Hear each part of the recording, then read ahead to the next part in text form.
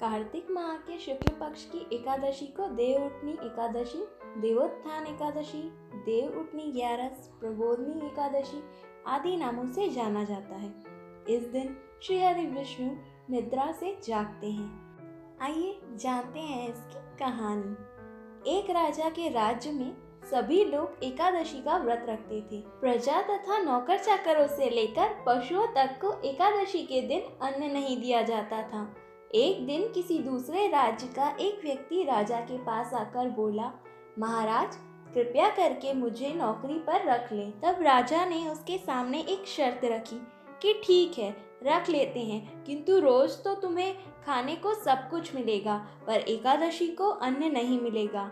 उस व्यक्ति ने उस समय हाँ कर ली, पर एकादशी के दिन जब उसे फलहार का सामान दिया गया तो वह राजा के सामने जाकर गिड़गिड़ाने लगा, महाराज इससे मेरा पेट नहीं भरेगा, मैं भूखा ही मर जाऊंगा, मुझे अन्न दे दो। राजा ने उसे शर्त की बात याद दिलाई, पर वह अन्न छोड़ने को राजी नहीं हुआ। तब राजा ने उसे आटा, दाल, चावल आदि दिए। वह नित्य की तरह नदी पर पहुंचा और स्नान कर भोजन पकाने लगा। जब भोजन बन गया तो वह भगवान को बुलाने लगा, आओ भगवान भोजन तैयार है।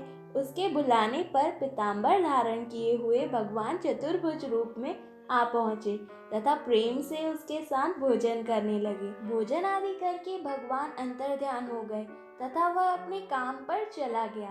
15 दिन बाद अगली एकादशी को वह राजा से कहने लगा कि महाराज मुझे दुगना सामान दीजिए। राजा ने कारण पूछा तो उसने बताया कि हमारे साथ भगवान भी खाते हैं, इसीलिए हम दोनों के लिए यह सामान पूरा नहीं होता। यह सुनकर राजा को बड़ा आश्चर्य हुआ। वह बोला, मैं नहीं मान सकता कि भगवान तुम्हारे साथ खाते हैं। मैं तो इतना व्रत रखता हूँ, पूजा करता हूँ, पर भगवान ने मुझे कभी नहीं दर्शन दिए। राजा की बात सुनकर वह बोला, महाराज यदि विश्वास ना हो तो साथ चलकर देख लें।